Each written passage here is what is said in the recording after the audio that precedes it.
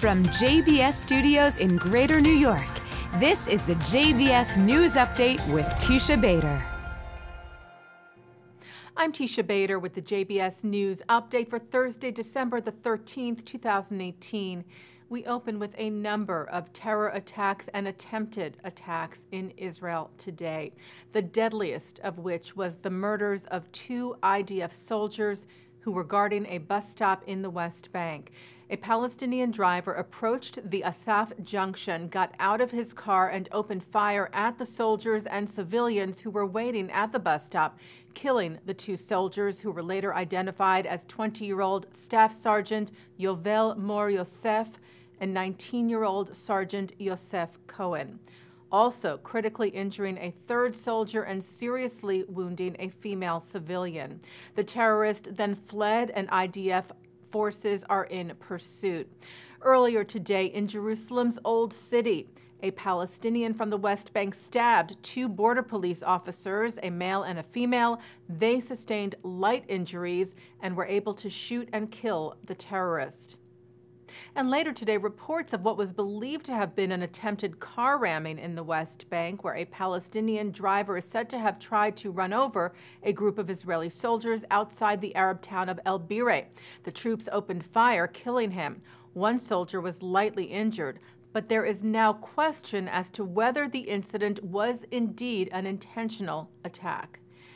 Meanwhile, the Palestinian terrorist wanted in the drive-by shooting attack that took place in the West Bank Sunday, not far from the location of the shooting this morning, was found by Israeli troops and killed during an attempted arrest.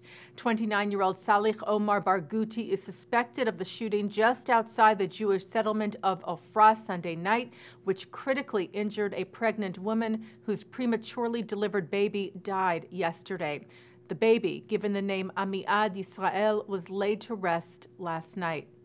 Sunday's attack also wounded 6 others.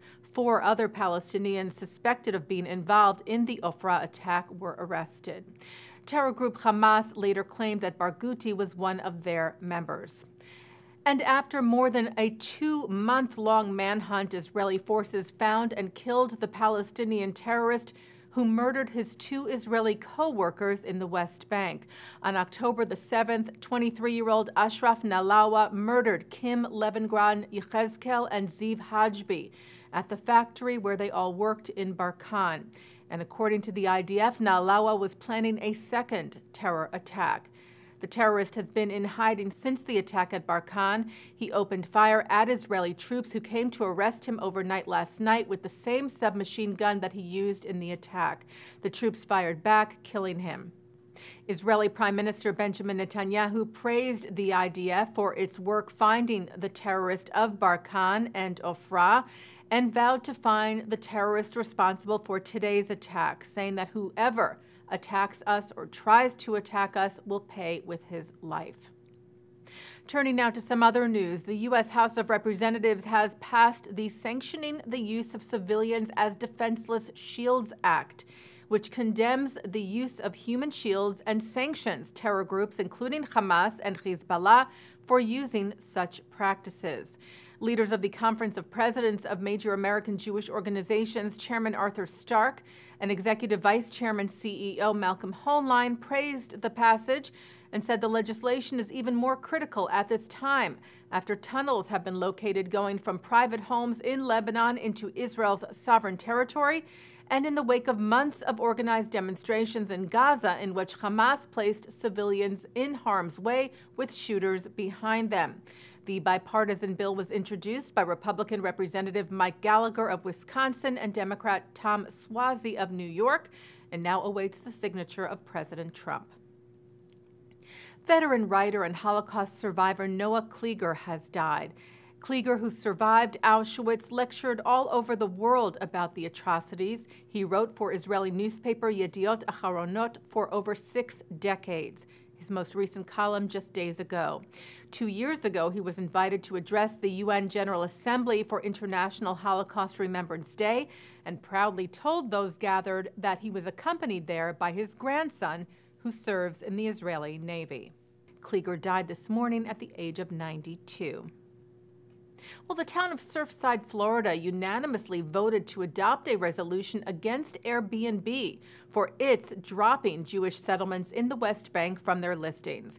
The resolution was introduced by the town's vice mayor, Danielle Gilchensky, which states that the home rental giant is in violation of its agreement with the town, which prohibits discriminatory boycotts. Gilchinski urged other towns in the area to follow suit, saying, "Let's make South Florida a shining light and beacon of truth, good, and love, prevailing over hatred, evil, and hypocrisy throughout the world." Miami Mayor Francis Suarez has plans to introduce similar legislation in his city, and Florida's Governor-elect Ron DeSantis also said he would take action against Airbnb. Taking a look now at our programming for tonight on JBS for Thursday, December the 13th at 7 o'clock, it's Talmud Study. At 8, an Israeli Policy Forum discussion on the issues challenging Israel with Anita Shapira, Daniel Gordis, and Itamar Rabinovich, speaking with Natan Sachs of the Brookings Institute. At 9, Mark Golub sits down with Michael and Susan Ashner, founders of the Beit Ruth Educational and Therapeutic Village, which helps at-risk girls in Israel. At 10, author and New York Times columnist Ron Lieber talks about parenting strategies. And coming up right after this newscast tonight at 6:30, it's the Debka File. And that's the JBS News Update for Thursday, December the 13th, 2018. I'm Teisha Bader.